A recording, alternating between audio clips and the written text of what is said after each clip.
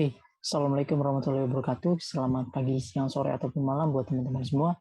Salam sehat dan salam sejahtera buat kita semua.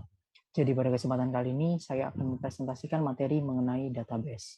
Tapi sebelum itu, izinkan saya memperkenalkan diri terlebih dahulu. Nama saya Muhammad Fadil Agustin, dan saya berasal dari Institut Transportasi dan Logistik Trisakti. Oke, untuk mempersingkat waktu, kita langsung saja masuk ke materi atau presentasi dari database-nya. Tapi sebelum kita masuk ke materi database, kita harus mengetahui terlebih dahulu apa sih arti data secara general atau umum itu sendiri. Nah, jadi data itu memiliki definisi suatu kumpulan yang terdiri dari fakta-fakta atau informasi untuk memberikan gambaran yang luas terkait dengan suatu keadaan. Jadi, seseorang akan mengambil sebuah kebijakan atau keputusan sebagai bahan pertimbangannya. Nah, setelah kita mengetahui arti data itu sendiri, baru selanjutnya kita akan masuki makna dari database. Database memiliki definisi, yaitu kumpulan informasi yang disimpan di komputer secara sistematik sehingga bisa diperiksa menggunakan suatu program komputer. Melalui pemeriksaan menggunakan program ini nantinya akan memperoleh informasi dari basis data tersebut. Nah, jadi database itu bisa dibilang kumpulan data yang diperoleh untuk kemudian disimpan di dalam komputer yang tujuannya untuk mempermudah pengguna dalam mengolah datanya. Nah, terus database memiliki fungsi dan juga jenis-jenisnya. Kita langsung masuk ke fungsi yang pertama. Fungsi yang pertama yaitu untuk menghindari data ganda yang tersimpan. Maksudnya di sini, jadi suatu software DBMS atau Database Management System bisa disetting agar mampu mengenali duplikasi data yang terjadi saat diinput. Hal ini karena sifat database dapat diakses oleh lebih dari satu orang atau satu pengguna. Nah, masuk ke fungsi yang kedua, yaitu untuk mempermudah identifikasi data. Kata lainnya bisa dibilang pengelompokan data dapat dilakukan untuk beragam cara, seperti membuat table, yaitu dengan field yang berbeda-beda. Masuk ke fungsi yang ketiga, yaitu database juga berfungsi untuk mempermudah pengguna hampir di semua sisi. Contohnya itu seperti memasukkan data baru, mengupdate, atau bahkan menghapus data yang sudah tidak digunakan lagi. Fungsi yang keempat yaitu bisa menjadi alternatif lain terkait masalah penyimpanan ruang dalam suatu aplikasi. Hal ini karena keterbatasan dari media penyimpanan oleh kebanyakan aplikasi komputer. Dan fungsi yang terakhir yaitu keterbatasan dari media penyimpanan oleh kebanyakan aplikasi komputer. Database dapat menjadi alternatif lain terkait masalah penyimpanan ruang dalam suatu aplikasi.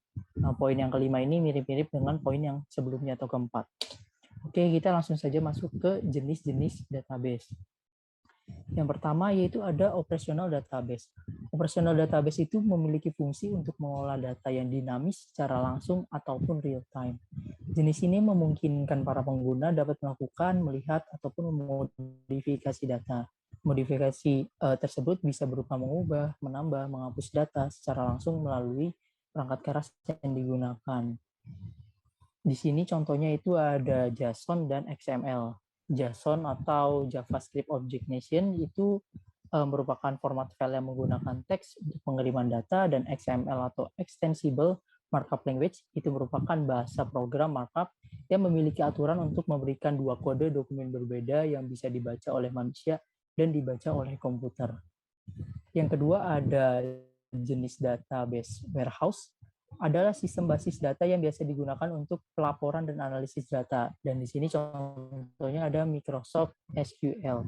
Jadi Microsoft SQL itu merupakan perangkat lunak yang berfungsi untuk menyimpan dan mengambil data sesuai permintaan aplikasinya. Masuk ke jenis yang selanjutnya, yaitu basis data yang perangkatnya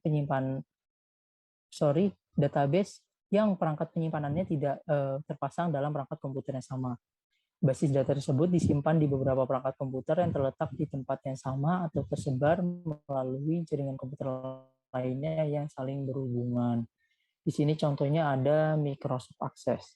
Jadi Microsoft Access itu merupakan sistem DBMS yang menggabungkan Microsoft Jet Database Engine dengan alat pengembang perangkat lunak.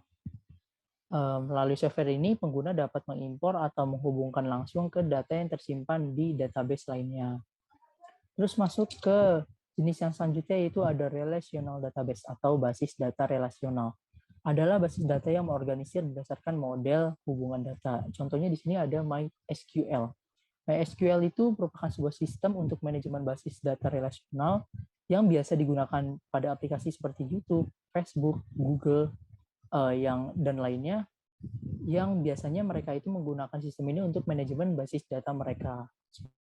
Itu masuk ke jenis data yang terakhir, yaitu end user database. End user database adalah basis data yang dikembangkan oleh end user itu sendiri melalui workstation mereka. Berbagai jenis berkas data dibuat sendiri dengan menggunakan prosedur tersendiri. Dan di sini contohnya ada SQLite. Jadi SQLite itu merupakan sistem manajemen basis data yang ada pada library pemrograman C. SQLite ini biasanya sangat populer digunakan sebagai perangkat lunak untuk penyimpanan lokal atau klien melalui perangkat lunak aplikasi seperti perambahan web. Oke, mungkin itu saja presentasi dari saya. Semoga materi atau ilmu yang telah saya sampaikan ini bisa bermanfaat buat kalian. Kurang lebihnya mohon maaf. Wassalamualaikum warahmatullahi wabarakatuh.